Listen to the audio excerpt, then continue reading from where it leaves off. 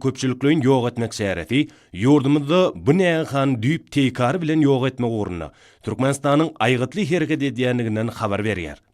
Hukuk goraýjy idaralaryň işgärleri neşe teröristlerine garşy görüşmekde aýdyň üstünlük gadanýanlygyna garamazdan bu ýaramazlyga garşy depkinlik hereketlerini pezeltmeýärler.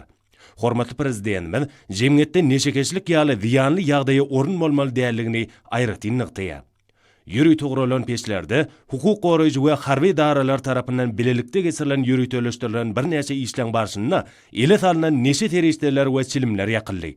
İsleg bildirilən her biri neşelere garşy görüşe öz goşundyny goşup, gaplanan howply teröristlerini öz eli bilen odoklap bildi. Yakmak işlerinin ählisine hukuk goraýjy düzümleň işgärleri hemem ygtyýarly bilermenler gözegçilik edip, olar neşe teröristleriniň we temmäkiniň doly ýok edilenligini tasdikladylar.